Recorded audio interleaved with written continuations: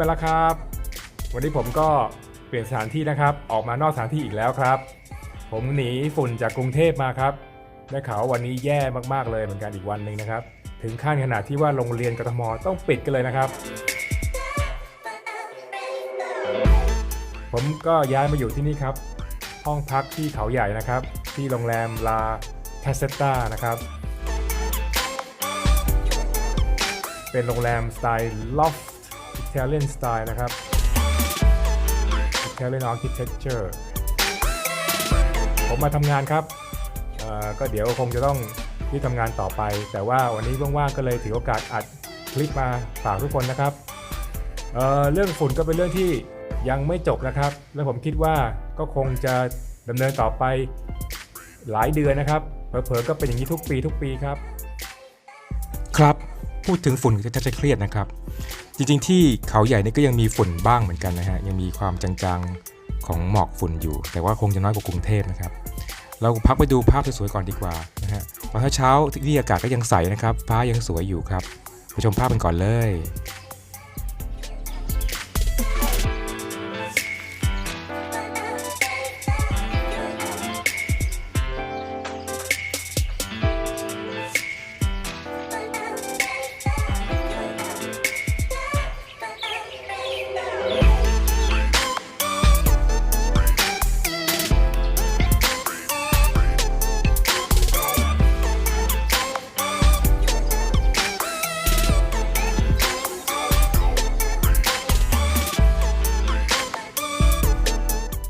วันนี้นะครับก็เลยขอฝากคำศัพท์คำว่า pollution นะครับ pollution ที่แปลว่ามลภาวะนะครับ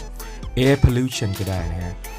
อย่าง air pollution in Bangkok has been getting worse since early January อย่างนี้นะครับก็เป็นคำศัพท์ที่เกี่ยวกับเรื่องมลภาวะ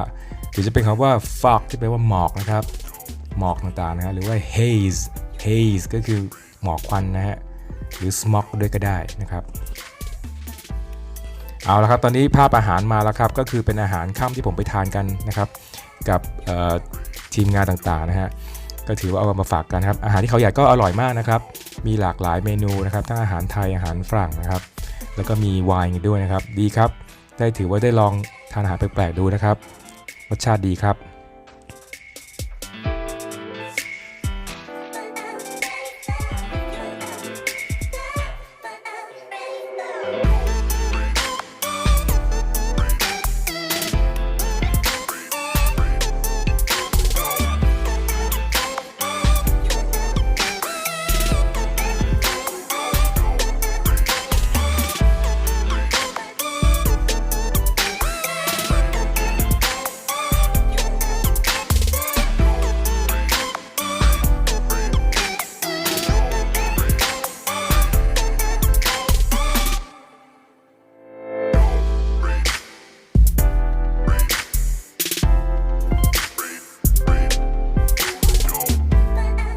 และเมื่อทานอาหารเสร็จแล้วนะครับก็กลับมาพักผ่อนที่โรงแรมนะครับในห้องพักก็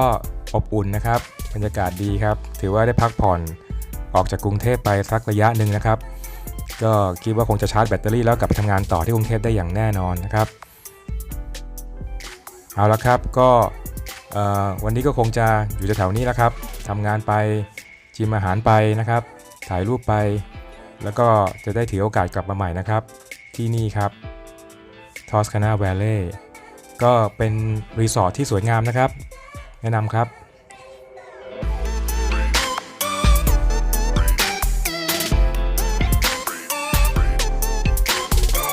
ครับและคงต้องขอโบกมือล่ำลานะครับจากไปแล้วครับสำหรับที่ Toscana Valley นี้นะครับแล้วพบกันใหม่ครับในคลิปต่อไปของลุงยุ้ยคุยภาษานะครับวันนี้จากไปด้วยภาพสวยๆจาก Toscana Valley นะครับขอบคุณและสวัสดีครับ